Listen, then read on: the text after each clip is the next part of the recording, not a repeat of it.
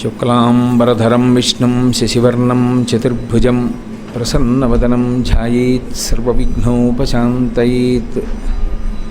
గురుర్బ్రహ్మా గురుర్విష్ణుః గురుర్దేవో మహేశ్వరః గురు సాక్షాత్ పరబ్రహ్మ తస్మై శ్రీ గురవే నమః.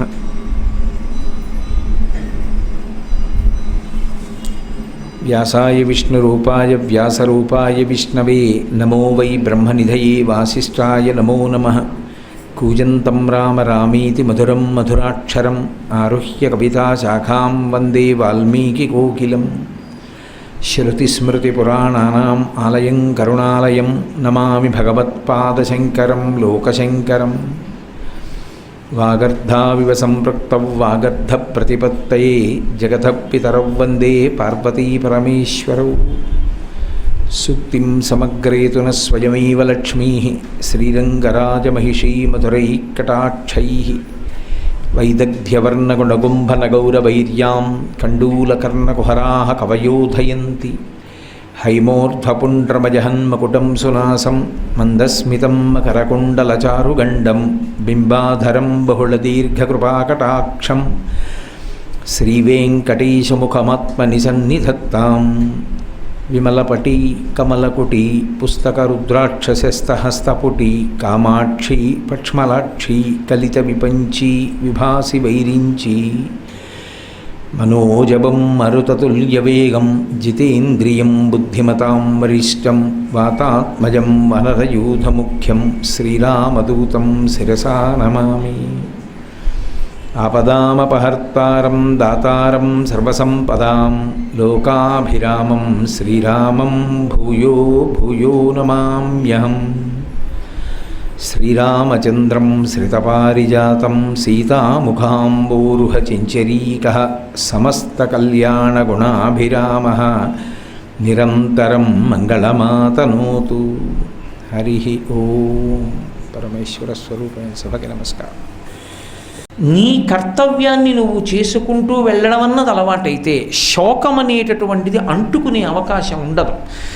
చాలా మటుకు 99 పాళ్ల శోకానికి దూరంగా ఉండడానికి మార్గము కర్తవ్యతానిష్ట ఒక్కటే. కర్తవ్యము వేరు, బాధ్యత వేరు. చాలా జాగ్రత్తగా గుర్తుపెట్టుకోవాలి. బాధ్యత సముద్రంలో దూకేయడం, కర్తవ్యము నిచ్చెన ఎక్కడం. రెండిటికి అంత తేడా ఉంటుంది. కర్తవ్యము అంటే నేను ఏది చెయ్యాలో అది చేశానా, అంతే కర్తవ్యం. అవతలవాడేమనుకున్నాడు నాకు సంబంధం లేదు.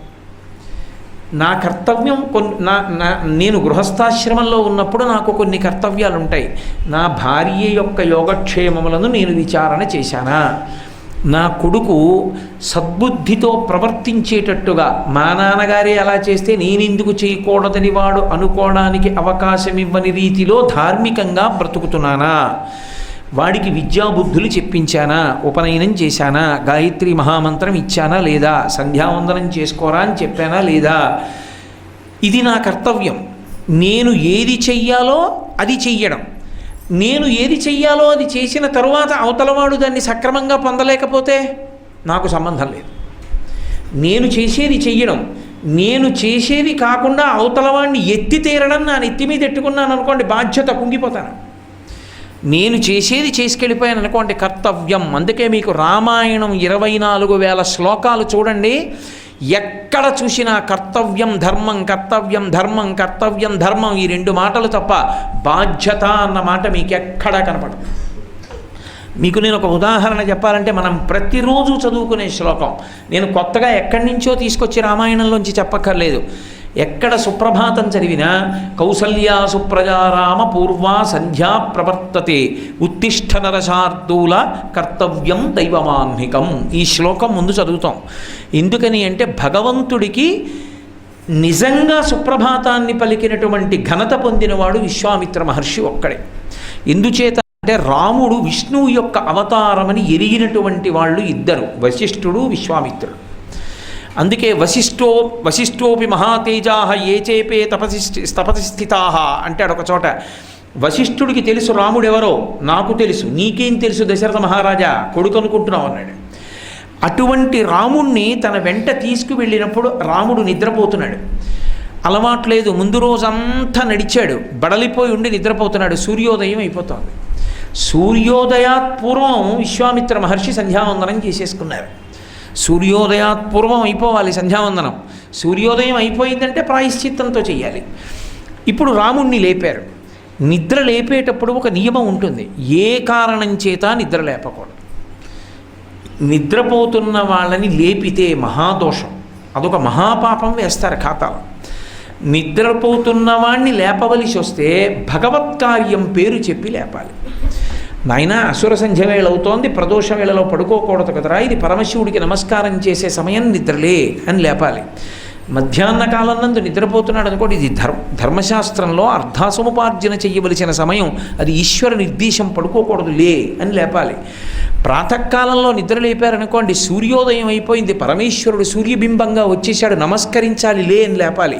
అంతేకాని ఇంకా నిద్రపోతున్నావా లే అంటే పడుకున్నవాడికి కాదు, అలా లేపినవాడి ఖాతాలో వేస్తారు పాపం. అలా లేపకూడదు. ఎందుకంత దోషం వచ్చిందని అడుగుతారేమో మీరు. నిద్ర లేపితే ఎందుకండి అంత పాపం వస్తుందంటారేమో. నిద్రాకాలిక సుఖము, సుషుప్తి సమాధి స్థితికి చాలా దగ్గరగా ఉంటుంది.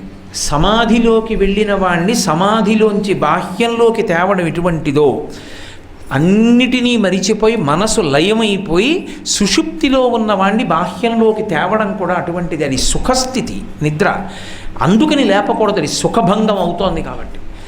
అలా లేపితే ఈశ్వరుణ్ణి కారణంగా చెప్పాలి, ఏదో ఈశ్వర సంబంధాన్ని కారణంగా చెప్పకుండా లేపకూడదు. అందుకే పూర్వం ఎక్కడైనా సరే నిద్ర లేపాలి అంటే ఏదో ఒక మంగళప్రదమైనటువంటి విషయం పెట్టుకునేవారు.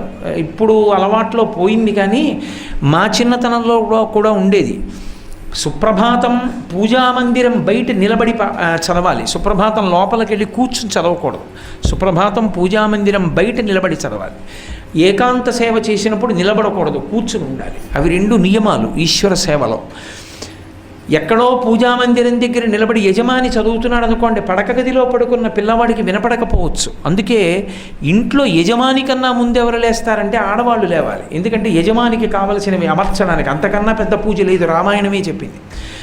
అందుకే శ్రీకాళహస్తిలో ఇప్పటికీ కాళహస్తీశ్వరుణ్ణి నిద్ర లేపరు, జ్ఞానప్రసూనాంబని నిద్ర లేపుతారు. ముందు ఆవిడ లేచి తర్వాత ఈయన లేస్తాడు. ముందు ఆవిడికి అభిషేకం, తర్వాత ఈయనకి అభిషేకం. ఆవిడ తయారు కాంది ఈయనకి ఎవరు పెడతారు? ఆవిడ పడుకుంటే ఈయన లేస్తే ఈయన సంధ్యావందనానికి మళ్ళీ ఈయనే పెట్టుకోవాలి. ఇంకా గృహస్థాశ్రమం ఎందుకు? గృహస్థాశ్రమంలోకి అసలు ఎందుకు ఎడతాడంటే తన ఆచమనం తాను చేసుకున్నాడంటే వాడి కర్మ అని గుర్తు. పెళ్ళైపోయిన వాడు ఆచమనం తనే వేసుకుని ఓం కేశవాయి స్వాహ అన్నాడు అనుకోండి, నీ కర్మ పాపంరా అని సానుభూతి చూపించమని అర్థం. ఎడంచేత్తో కుడి చేతిలోకి వేసుకోవడం ఏమిటి? బ్రహ్మచర్యాశ్రమంలో అంటే తప్పదు కనుక వేసుకుంటారు. ఆచమనం తను చేయడు, భార్య వెయ్యాలి. భార్య చేతిలో వేస్తే ఆచమనం చేస్తారు. భార్య స్నానం చేసి ఉంటే కదా ఆచమనం వేయడం. ఆవిడే స్నానం చేయకపోతే ఈయన ఈ ఎడంచేత్తోనే వేసుకోవాలి. పెళ్ళయ్యి బ్రహ్మచారే అంటే వాడి దౌర్భాగ్యం, వాడి భార్య స్నానం చేయదు, ఆచమనం వేయదని. కాబట్టి భార్య ముందు స్నానం చేస్తుంది. శ్రీకాళహస్తిలో అందుకే జ్ఞానప్రసూనాంబది ముందు స్నానం. మహానుభావుడు తాడేపల్లి రాఘవనారాయణ శాస్త్రి గారు దీన్ని చమత్కారంగా చెప్పారు. ఆయనకి పెళ్ళయిన తర్వాత మేడ మీద కూర్చున్నారు. ఆ ముందు పొద్దున్న పెళ్ళయింది, రాత్రి మామగారు వచ్చారు. వచ్చి చీకటి పడుతుండగా వచ్చి పెళ్ళి ఎందుకు చేసుకున్నావో అల్లుడు అన్నారు. ఆయన కోపం వచ్చింది. పిల్లని ఇలాంటి మాట అంటారా అని, మీరెందుకు చేసుకున్నారని పోయారు. అనబోయి పెద్దవారు పితృపంచకంలో వారు మామగారిని అలా అనకూడదు అనుకుని ఆయనకి బాలామంత్రం ఉపాసన. ఆయన బాలాదేవిని ప్రార్థన చేశారు. అమ్మ ఏం చెప్పాలమ్మా అని అడిగారు. బ్రహ్మచారిగా ఎడం చేత్తో వేసుకున్నావు, అలా ఎన్నాళ్ళు వేసుకుంటావు, వేసుకోకూడదు, దూష్యం. అందుకే గృహస్థాశ్రమంలో ప్రవేశించాను. ఆచమనానికి నా చేతిలో నీరు పోయడానికి ధర్మపత్నిని స్వీకరించానని చెప్పు అంది అమ్మవారు. అది చెప్తే రాఘవనారాయణ శాస్త్రి గారి మామగారు పొంగిపోయారు. ఎంత ధర్మం చెప్పేవరా నాయనా నువ్వని. కాబట్టి కౌసల్యా సుప్రజా రామ పూర్వా సంధ్యా ప్రవర్తతే. నిద్ర లేపేటప్పుడు కారణం చెప్పి నిద్ర లేపాలి. అందుకని విశ్వామిత్రుడు కారణం చెప్తున్నాడు రాముడిని నిద్ర లేపితే. పూర్వాసంధ్య, సూర్యోదయం అయిపోతోంది, నిద్రలే. ఎందుకు లేవాలి నువ్వు? పూర్వాసంధ్యా ప్రవర్తతే ఉత్తిష్ట, లే నరశార్దూల. కర్తవ్యం దైవమాహ్నికం. దైవమాహ్నికం అంటే సంధ్యావందనం చేయాలి, అర్ఘ్యం ఇవ్వాలి. లే, సూర్యోదయం అయిపోతోంది. లేవలేదనుకోండి రాముడు, ఏం చేస్తాడు విశ్వామిత్రుడు? మళ్ళీ వచ్చి ఇదే శ్లోకం చెప్తాడు. కౌసల్యా సుప్రజా రామ అంటాడు తప్ప పనికి మాలిన కొడక అండవు. కౌసల్యా సుప్రజా రామ పూర్వా సంధ్యా ప్రవర్తతే ఉత్తిష్ట నరశార్దూల కర్తవ్యం దైవమాహ్నికం అంటాడు. ఇలా ఎంతసేపు చెప్తాడు అంటే ప్రాతకాల సంధ్యావందనానికి ఎంత సమయం సూర్యోదయం తర్వాత అనుమతింపబడిందో అంతసేపు చెప్తాడు. రాముడు లేవలేదనుకోండి ఏమండవు. మళ్ళీ మధ్యాహ్నం పడుకున్నాడు అనుకోండి మళ్ళీ ఇదే చెప్తాడు. మళ్ళీ మర్నాడు పడుకున్నాడు అనుకోండి ఇదే చెప్తాడు. కర్తవ్యం అన్న మాటకు అర్థం ఏమిటో తెలుసా? అవతలవాడు దాని వలన మారాడా మారలేదా సంబంధం లేకుండా నీ పని నువ్వు చేసుకుని వెళ్ళిపోవడమే, అది కర్తవ్యం. ఏమంటే కోటేశ్వరారు, మీరు రామాయణము ఆర్షవాక్కులోని ఉపన్యాసాలు చెప్పారు కదా, అందులో ఎంతమంది పట్టుకున్నారండి అని నన్ను అడిగారు అనుకోండి, నా కర్తవ్యం నేను చేశానండి అని చెప్తాను. నీ చెయ్యవలసింది నేను చేశాను. మీ కర్తవ్యం, ఎవరి కర్తవ్యం వాళ్ళది. ఆర్షవాక్కు పట్టుకుని జీవితాన్ని దిద్దుకోవడం కర్తవ్యత నిష్ఠ. కర్తవ్యం పట్టుకుంటే శోకం ఉండదు. కర్తవ్యం వదిలేశాను అనుకోండి, బాధ్యత పెట్టుకున్నాను అనుకోండి, ఈ వచ్చిన వాళ్ళందరికీ ఆర్షవాక్కులు వచ్చాయా లేదా, ఆ శ్లోకం వచ్చిందా లేదా అని ఆడవాళ్ళందరినీ పిలిచి మొదటి రోజు నేను చెప్పినటువంటి ఆశీపురస్సర శ్లోకం వచ్చిందా అమ్మా అంటే ఎవరికి రాలేదు అన్నారనుకోండి, బెంగ పెట్టేసుకుని ఇంట్లో నేను విడిదిలోకి వెళ్ళిపోయి కుమిలిపోయాను అనుకోండి, ఏమిటి దానివల్ల ప్రయోజనం? అది బాధ్యత. అక్కర్లేనిది నెత్తికెత్తుకుంటే బాధ్యత. నువ్వు చెయ్యవలసింది చేసేసి ఊరుకుంటే కర్తవ్యం. కర్తవ్యాన్ని పట్టుకున్నవాడు పైకి ఎక్కుతాడు, బాధ్యతని పెట్టుకున్నవాడు సముద్రంలో పడతాడు, ఇక లేవడం. ఎందుకు అక్కర్లేని విషయం? కర్తవ్యం, నువ్వు చెయ్యవలసినది చేసుకుంటూ వెడుతున్నావా? అందుకే ఉండేదేది కర్తవ్యతానిష్ట ఒక్కటే. ఇప్పుడు కర్తవ్యము వలన వచ్చే ప్రథమ ప్రయోజనం ఏమి అంటే శోకం ఉండదు, కోపము లేదు కాబట్టి శోకము లేదు. ఎందుకు? ఎవరి మీద ఎందుకు కోపం? నే చేసేది చేశాను, అవతలవాడు సరిగ్గా అర్థం చేసుకోలేదు అనుకోండి, ఇంకా చెయ్యాలి ఆయన, మాకు చేయలేదు ఇంకా అన్నాడు అనుకోండి, ఓ నవ్వి వదిలిపెడతాం. ఎందుకని? ఈశ్వర, వాడికి నా కర్తవ్యం తెలియలేదు, నేను చేశానా లేదా? చేశాను, నీకు తెలుసు, నాకు తెలుసు. నా కర్తవ్యం నేను చేశానన్న విషయం వాడి ఎరుకలోకి వచ్చేటట్టుగా వాడికి నువ్వు అనుగ్రహం చెయ్యి అని ఓ నమస్కారం చేసి వదిలేస్తారు. ఇప్పుడు వాడు నన్ను అలా అంటున్నాడు ఏమిటండి అని మీరు బాధపడ్డారనుకోండి, బాధ్యత కుంగిపోతారు. కర్తవ్యం మీరు చేయవలసింది మీరు చేసుకుంటూ వెళ్ళారనుకోండి, జీవితం అభ్యున్నతి పథంలోకి ఎడుతుంది. లేకపోతే బాధ్యత అన్నది పెట్టుకున్నారనుకోండి, ఎవరి కోసం ఎన్నాళ్ళు ఏడుస్తూ కూర్చుంటారు, ఎవరి కోసం మీ జీవితం పాడు చేసుకుంటారు ఎవరికి తెలుసు? నిత్యమా జీవితము నీటిపై బుడగ పేలినట్టు పేలిపోతుంది. ఆ తర్వాత నిన్ను ధరించేవాడు ఎవరు? ఆ ఏడిచినవాడు అప్పుడు ఇంకో మాట కూడా అంటాడు, పోయినవాడు పోయాడు, తీరా బీరువా తీస్తే గట్టిగా 4 రూపాయలు లేవంటాడు. ఏడిచేవాడు ఎప్పుడూ ఏడుస్తూనే ఉంటాడు, వాడి కోసం నువ్వు ఏడుస్తూ ఎక్కడ కూర్చుంటావు? నీ కర్తవ్యం నువ్వు చేసుకుంటూ వెళ్ళిపో, అంతే. కర్తవ్యత నిష్ఠ శోకమును కోపమును దగ్గరకు రానివ్వదు. ఓ నవ్వి వదిలేస్తావు అంతే. ఇంకా నీకు ఆర్తి కలిగితే పరమేశ్వరాయనికి తెలిసేటట్టు చెయ్యి, అంతే. ఒక్క మాట అయిపోయింది. తప్పించి అయితే మరి కోపం ఉండకూడదా అండి అంటే, వీలైతే నేను ఆ కోపం గురించి ఇంకో రోజు ప్రసంగంలో చెప్తా. రామాయణంలో దాని గురించి ఉంది. అసలు కోపం అన్న దాని మీద రామాయణంలో ఎంత అద్భుతంగా మాట్లాడారో చెప్తాను రోజు. అయ్యి బాబోయ్, కోపం మీద ఇంత శాస్త్రమా అనుకుంటారు, అంత విశేషంగా మాట్లాడారు రామాయణంలో. కాబట్టి కర్తవ్యం దైవమాహ్నికం. కర్తవ్యతా దృష్టితో ఎవడు నిలబడతాడో వాడికి శోకం అంటదు. ఎవడికి కర్తవ్యత దృష్టి ఉండదో వాడు శోకమునకు వశుడవుతాడు. తేడా ఎక్కడొస్తుందంటే, దశరథ మహారాజు గారు ఈ కర్తవ్యతా నిష్ఠ దగ్గర నిలబడలేకపోయాడు. ఈ నిలబడలేకపోవడం అనేటటువంటి ప్రమాదం ఎక్కడికి తెచ్చిందంటే చచ్చిపోయాడు ఆయన. ఆ మరునాడు ఉదయం కౌసల్యాదేవి గృహంలో ఆవిడ పాపం బాధపడింది, పడుకున్నాడు. అర్ధరాత్రి తెలివొచ్చింది. శోకం కదండి, రాముడు వెళ్ళిపోయాడు. బాధ ఆయనకి. 14 ఏళ్ళు ఎప్పటికవుతాయి ఇదే బాధ. అప్పటికి 5 రోజులు అయింది రాముడు వెళ్ళి. 5 రోజులు 5 ఏళ్లలా గడిచాయింది కౌసల్య. ఈ మాట మనం ఇప్పటికీ అంటాం. 3 రోజులు 3 ఏళ్లలా ఉందండి అంటాం. మనకి ఇష్టమైన వ్యక్తి దూరంగా ఉంటే. మనకి కష్టమైన వ్యక్తి వెళ్ళిపోయాడు అనుకోండి, అమ్మయ్యా అంటాం. సుఖదుఖములు రెండు మనసులోంచే వస్తాయి. శోకమును పొందుట, శోకమునకు దూరమగుట కష్టము సుఖము. కాబట్టి 5 ఏళ్ళు అయినట్టుంది, ఇంకా 14 ఏళ్ళా అన్నాడు. అని కౌసల్య అన్నాడు. ఆవిడ పాపం ఏడిచి పడుకుంది. కౌసల్య వింటూ ఉందనుకున్నాడు. అనుకుని ఇప్పుడు జ్ఞాపకానికి వచ్చింది కౌసల్య, నేను ఎందుకు రాముడు గురించి ఏడుస్తున్నానో, ఇలా ఎందుకు జరిగిందో అని తన చిన్ననాటి వృత్తాంతం చెప్పాడు. తను బాణం వేయడం, మునిబాలకుడి మీదగా మునిబాలకుడు చనిపోవడం, ఈ విశేషాలన్నీ చెప్పాడు. చెప్పి చచ్చిపోయాడు ఏడిచి. చిత్రం ఏమిటంటే ఆయన చెప్తున్నాడు, ఏడుస్తున్నాడు, చచ్చిపోతున్నాడని విన్నవాళ్ళు లేరు. అయోధ్యకాండలో దశరథ మరణం వింటే శోకానికి వశుడైపోయిన వాడి జీవితం ఇంత దుర్భరంగా వెళ్ళిపోతుందా అనిపిస్తుంది. చచ్చిపోయాడని కూడా తెలియదు. వందిమాగతలు వచ్చి మరునాడు రాజద్వారం బయట నిలబడి స్తోత్రం చేశారు రాజుగారికి. కదలిక లేదు. కౌసల్య లేచింది. మహారాజా వందిమాగతలు వచ్చారు, ఇంత స్తోత్రం చేస్తున్నారు, లేవరే అని కనిపింది. కొయ్యబారిపోయి ఉన్నాడు. అప్పుడు ఏడిచారు, తైలద్రోణిలో పెట్టారు శరీరాన్ని. ఆఖరికి ఏమిటి, కొడుకు కూడా దగ్గర లేడు. లేకపోతే భరతుణ్ణి తీసుకురావడం కోసం తైలద్రోణిలో ఉంచారు. శరీరాన్ని ఉంచి వశిష్ఠ మహర్షి కబురు చేశారు భరతుణ్ణి రమ్మని. కాబట్టి శోకము, నేను అందుకే మీతో అన్నది, శోకము తాను చచ్చిపోయేటట్టయినా చేస్తుంది. అది ప్రమాదమే. శోకము వలన తాను చచ్చిపోతాడు, లేదా శోకము ఇంకోడిని చంపేస్తాననేటట్టు చేస్తుంది. ఈ రెండూ ప్రమాదహేతువులే. అందుకే అతిగా శోకానికి వశపడవద్దు రామాయణము యొక్క సందేశం. అదే శ్రీరామాయణంలో, అదే ఇక్ష్వాకు వంశంలో అపారమైన కర్తవ్యతానిష్ట కలిగినటువంటి మహాపురుషులు ఉదయించారు. మహానుభావుడు సగర చక్రవర్తికి లేక లేక లేక లేక ఎంతో తపస్సు చేస్తే హిమాలయ పర్వతాల మీదకి వెళ్ళి మహర్షి యొక్క అనుగ్రహం చేత పుట్టినటువంటి కొడుకు అసమంజసుడు. ఆ అసమంజసుడు మహారాజుకి తెలియలేదు. ప్రతిరోజు సాయంకాలం ఆడుకుంటానని సరయూ నది ఒడ్డుకి వెళ్ళేవాడు. పిల్లలందరినీ పిలిచేవాడు. పిలిచి ఆ పిల్లలతో ఆడుకుంటూ ఆ పిల్లల్ని పట్టుకుని ఎత్తి సరయూ నదిలోకి విసిరేసేవాడు. వాళ్ళ ఆ నదిలో కొట్టుకుపోతూ పెద్ద పెద్ద అరుపులు అరుస్తూ ఏడుస్తుంటే తను ఒడ్డును నిలబడి నవ్వుతూ సంతోషించేవాడు. కొంతమంది పిల్లలు కొట్టుకుపోయారు, కొంతమంది పిల్లలు ఒడ్డుకొచ్చారు.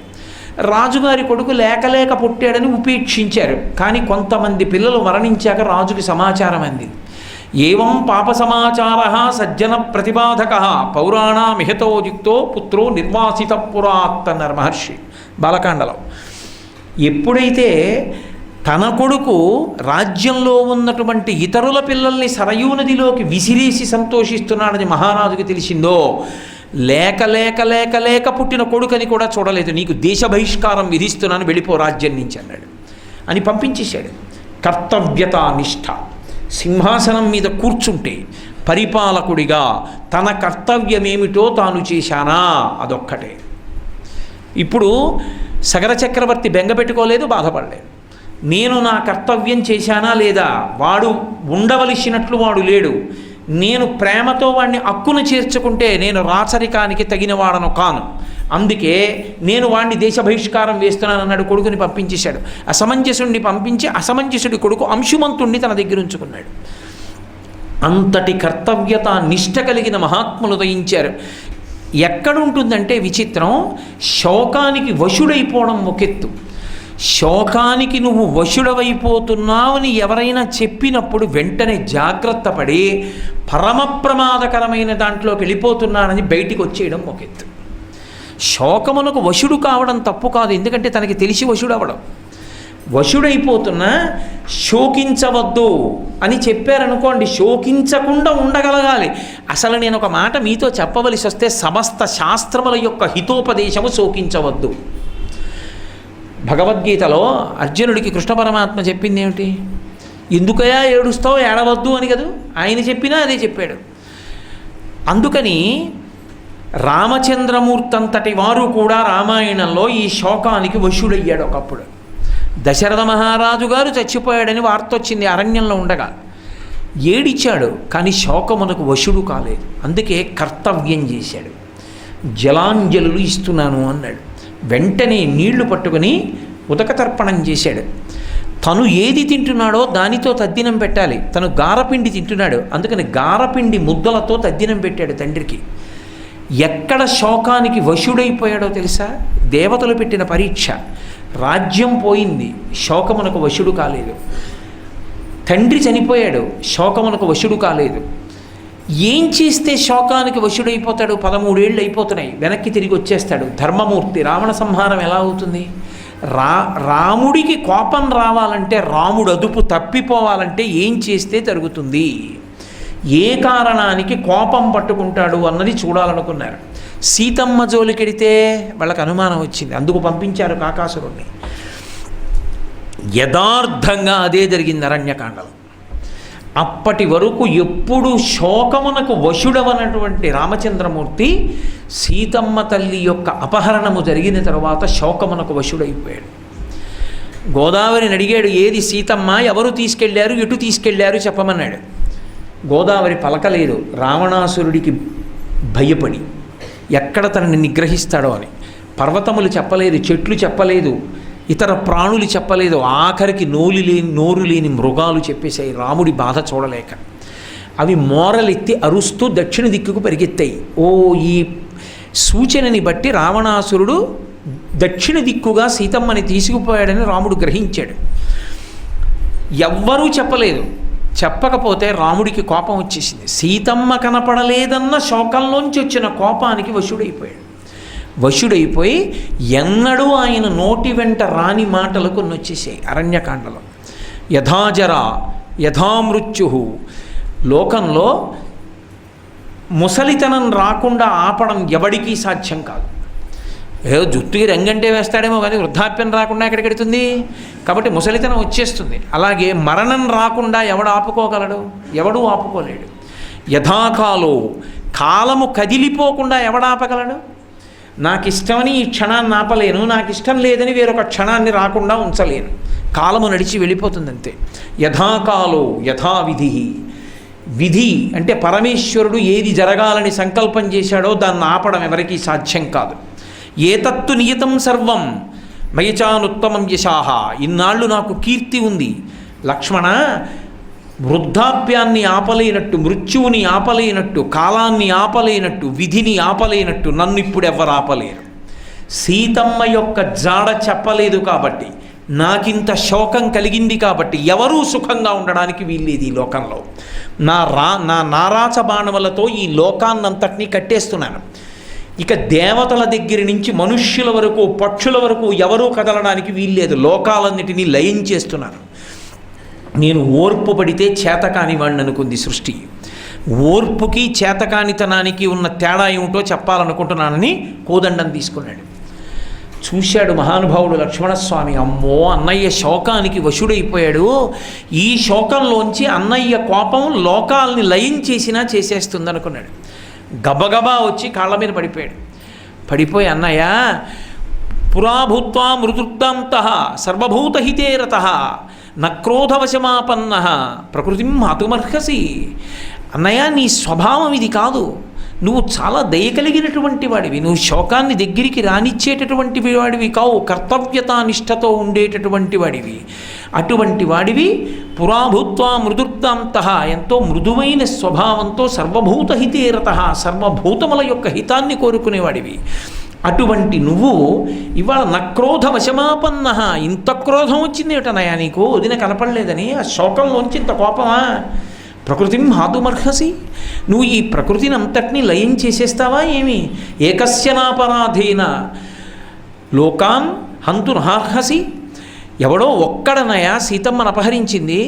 వదినిని అపహరించిన వాడెవరో వాణ్ణి వెతికి చంపుదాం. అది మన మన మన క్షాత్రధర్మం. వాడెవరో తెలియలేదు కాబట్టి, ఎవరూ చెప్పలేదు కాబట్టి లోకాలన్నిటినీ లయం చేసేస్తావా? ఇందుకనయా గురువులు నీకు ధనుర్వేదం ఇచ్చింది? చేయవచ్చాలాగా? పడిపోయాడంతే కాళ్ళ మీద. చంద్రే లక్ష్మీ. అలాగే చంద్రే లక్ష్మీ ప్రభా సూర్యే ప్రభా గతిర్వాయౌ భువి క్షమా ఏతత్తు నియతం సర్వం త్వయిచానుత్తమం యశాః. చంద్రుడు అంటే కాంతి, చల్లటి కాంతి వస్తుంది. సూర్యుడు అంటే వెలుతురు వేడి వస్తాయి. వాయువు అంటే కదులుతుంది. భూమి ఓర్పు. రాముడు కీర్తి. త్వయిచానుత్తమం యశాః. నీ రాముడు అన్న పేరు చెప్తే లోకమంతా ఓ మాట అంటుంది, మర్యాదా పురుషోత్తముడు అంటుంది. అంతటి కీర్తి గణించిన వాడివి, స్వచ్ఛమైన కీర్తి. కర్తవ్యతానిష్టతో ఉండడం తప్ప చేతిలో అస్త్రాలు ఉన్నాయని ఎవరి మీద పడితే వాళ్ళ మీద ప్రయోగించమని పేరు. అటువంటి వాడివి ఇవాళ శోకానికి వశుడవైపోయి, అన్నయ్య ప్రకృతిని అంతటినీ పాడు చేస్తావా అని అడిగాడు. అంతే. వెంటనే తమ్ముడా నువ్వు చెప్పింది సత్యం, ఎవడు సీతాపహరణం చేశాడో వాణ్ణి వెతుకుతాం, వాణ్ణి సంహారం చేద్దాం పద అని బయలుదేరాడు. జటాయువు కనబడ్డాడు. నేను ఎందుకు మనవి చేస్తున్నానంటే, శోకమునకు వశుడైపోవడం ఒకెత్తు, తాను శోకమునకు వశుడైనప్పటికీ ఆ శోకమునకు వశుడైనప్పుడు అవతల వారు వచ్చి ఒక మాట చెప్పినప్పుడు దాంట్లోంచి పైకి రాగలిగిన ప్రజ్ఞ ఒకెత్తు. ఆ ప్రజ్ఞ ఉన్నవాడు నిలదొక్కుంటాడు. మళ్ళీ ఆ నిలదొక్కుకోలేకపోతే దానికి వశుడయ్యాడో అదేం సంతోషకారకం కాదు. దాని వలన కొంతకాలానికి తానే పడిపోతాడు. అది రిపుహు, అది శత్రువు, కాబట్టి అది కబళిస్తుంది యువతలవాడిని. అందుకని శోకమునకు వశుడు కాకూడదు, నిత్యోత్సాహి అయి ఉండాలి తప్ప నేను చచ్చిపోతానన్న మాట రాకూడదు నోటి వెంట. శ్రీరామాయణంలో నిష్పక్షపాతంగా నడుస్తుంది రామాయణం. నరుడి కథ అని నేను మీతో అందుకే చెప్పాను. నరుడు కష్టం వచ్చినప్పుడు ఏ స్థితులను పొందుతాడో రామాయణంలో వ్యక్తులు అదే స్థితిని పొందుతుంటారు. సీతమ్మ అంతటిది శోకానికి వశమైపోయింది. ఒక చోట వశమైపోయి ఆవిడ ఎంత కష్టంలో ఉందో చెప్పి నోటి వెంట అనకూడని మాట వచ్చేసింది ఆవిడికి. నే చచ్చిపోతానంది ఆవిడ. అరణ్యకాండలోనే సుందరకాండలోకి వెళ్ళేటప్పటికీ సీతమ్మ తల్లి ఒక మాట అంది, నూనం సకాలో మృగరూపధారి మామల్పభాగ్యాం లులుబే తదానీం యత్రార్యపుత్ర విసర్జమూఢ రామానుజం లక్ష్మణ పూర్వజంచ అంది. అరే ఇన్ని కష్టాలు పడుతున్నాను, చుట్టూ రాక్షస స్త్రీలు నిలబడ్డారు, నేను బ్రతికుండగానే నా శరీర అవయవాల్ని వాటా వేసేసుకుంటున్నారు. రావణాసురుడికి వెళ్ళి ఆ కాంత చచ్చిపోయిందని చెప్దాం, తినేయండి, ముక్కలు చేసుకు తినేద్దాం, కళ్ళు తెచ్చుకుందాం, నికుంభల నృత్యం చేద్దాం, చేసి ఈవిడ యొక్క మాంసాన్ని తిందామని ఒకళ్ళు నా కడుపు కావాలన్నారు, ఒకళ్ళు ఆవిడ తొడలు కావాలన్నారు, ఒకళ్ళు గుండెలు కావాలన్నారు, ఒకళ్ళు ప్లీహము కావాలన్నారు, ఒకళ్ళు ఊపిరితిత్తులు కావాలన్నారు. తర్వాత దెబ్బలాడుకోవద్దు, ఇప్పుడే వాటాలు వేసేసుకున్నారు. అంత అవన్నీ విని బాధ చెందిన ఆవిడ ఎంత శోకాన్ని పొందిందంటే అది రాక్షసత్వం. అంటే అక్కడ తాను కోరుకున్నట్టు బ్రతకడానికి ఉండదు, అటువంటి బ్రతుకు లేక చావడానికి ఉండదు. కాబట్టి ఇప్పుడు ఆవిడ ఆ కష్టంలో ఆ శోకాన్ని తట్టుకోలేక ఒక మాట అంది, నూనం సకాలో మృగరూపధారి మామల్పభాగ్యాం లులుభే తదానీం యత్ర ఆర్యపుత్ర విసర్జమూఢ రామానుజం లక్ష్మణ పూర్వజంచ. నేను మోసపోయాను, కాలము నన్ను లోభపెట్టింది మృగరూపంలో వచ్చి. లేకపోతే అరణ్యవాసం అంతా అయిపోయి ఇంకా ఇంటికి వెళ్ళిపోయే సమయం ఆసన్నం అవుతుంటే లక్ష్మణస్వామి చెప్పాడు, వద్దమ్మా అది మాయామృగం అమ్మా అని చెప్పాడు, మారీచుడని చెప్పాడు. అయినా పర్వాలేదు, చంపి కనీసం చర్మం పట్రా అంతఃపురంలో తగిలించుకుంటానంది. ఏం చెప్పాలి, ఇంతమంది చెప్పినా వినకుండా నా బుద్ధి ఆ మాయామృగం వైపుకు వెళ్ళిపోయింది అంటే. కాబట్టి నూనం సకాలో మృగ రూపధారి మామల్పభాగ్యాం, నాకు భాగ్యమేది రాముడితో కలిసి ఉండడానికి, అందుకే నేను ఇలా విడిపోయాను. యత్రార్యపుత్ర విసర్జమూఢ రామానుజం లక్ష్మణ పూర్వజంచ. రామలక్ష్మణులు ఇద్దరినీ విడిచిపెట్టుకున్నాను. పోనీ రాముడిని విడిచిపెట్టి ఊరుకుందా? తీరా పర్ణశాలలోకి వచ్చిన తర్వాత రాముడి కంఠంతో మారీచుడు నడిచాడని లక్ష్మణస్వామిని పంపించేసింది. లక్ష్మణస్వామిని పంపించేయడం వల్ల రావణాసురుడు అపహరించి తెచ్చాడు. కాలము మృగరూపంలో వచ్చి నన్ను లోభపెట్టి ఇంతటి శోకానికి గురి చేసింది. ఒక్క తప్పు ఎంత పని చేసిందని. తను చేసిన ఒకే ఒక్క తప్పు, ఒకే ఒక్క కోరిక, మహాతల్లి అంతకాలం ఒక్కటి రాముణ్ణి అడిగింది లేదు. బాలేన రమతే సీతా బాలచంద్ర నిభానన రామా రామే హదీనాత్మ విజనేపి వనీసతి అని అరణ్యంలో కూడా రాముడితో కలిసి సంతోషంగా అయోధ్యలో ఉన్నట్టు ఉంది తప్ప ఒక్కటి అడిగింది లేదు. ఆవిడ అడిగిందా? ఒక్క మృగాన్ని అడిగింది, కాంచన మృగాన్ని. ఇన్నాళ్ళు అడగని దాన్ని ఆ మృగాన్ని అడగడం ఏమిటి? వద్దు వద్దు అంటున్నా పట్టుపట్టడం ఏమిటి? పట్టుపట్టినందుకు నేను చేసిన తప్పుకి ఇదిగో ఇంత ప్రారంధం అనుభవిస్తున్నాను, ఆఖరికి నాకు ఇంకా బ్రతకాలని లేదని. అని ఆవిడంది. ఆ కోపం వచ్చేస్తే శోకంలోంచి ఎంత మాటైనా వస్తుంది. ఆవిడంది, ఇంతకాలం నుంచి నేను నియమస్య ధర్మే పతివ్రతాత్వం విఫలం మమేదం కృతం కృతఘ్నేశ్వర మానుషాణం అంది. కృతఘ్నుడైన వాడికి ఉపకారం చేస్తే వాడు మరిచిపోయినట్టుగా, రాముణ్ణి ఉపాసన చేస్తూ నా భర్తయే నా దైవమని చెప్పి నియమాలు పాటిస్తూ భూమి మీద పడుకుని ఏక జటతో ఇంతకాలం నుంచి తపస్సు చేశాను, రాముడు అనుగ్రహించలేదు, రాలేదు.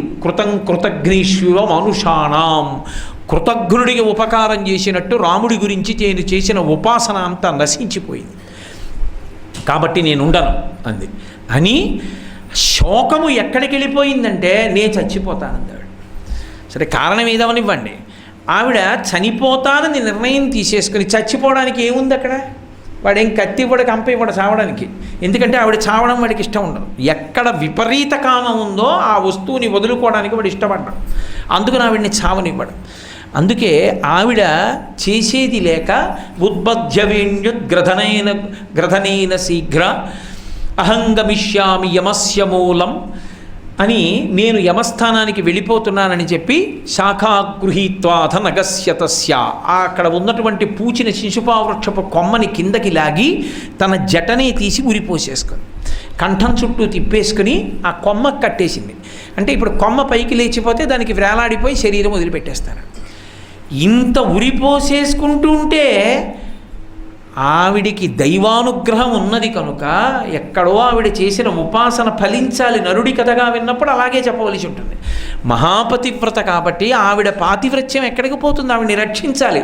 అందుకే హనుమ కూడా మాట్లాడకముందే ఆవిడకు ఓ శకునం కనపడి ఆవిడ యొక్క కన్ను, ఎడం కన్ను అదిరింది. తస్యాశుభం వామరాళపక్ష్మ రాజీవృతం కృష్ణ విశాల శుక్లం ప్రసందతైకం నయనం సుకేస్య మీనాహతం పద్మ వివాభితామ్రం అన్నారు మహర్షి. మంగళాశాసనపరై పదాచార్య పురోగమై సర్వైశ్చ పూర్వైరాచార్యై సత్కృతాయాస్తు మంగళం. మంగళం కోసలేంద్రాయ మహనీయ గుణాత్మనే చక్రవర్తి తనూజాయ సర్వభౌమాయ మంగళం. ఉమాకాంతాయ కాంతాయ కామితార్థప్రదాయినే శ్రీగిరీశాయ దేవాయ బలినాథాయ మంగళం. సర్వం శ్రీ ఉమామహేశ్వర పరబ్రహ్మార్పణమస్తు. స్వస్తి.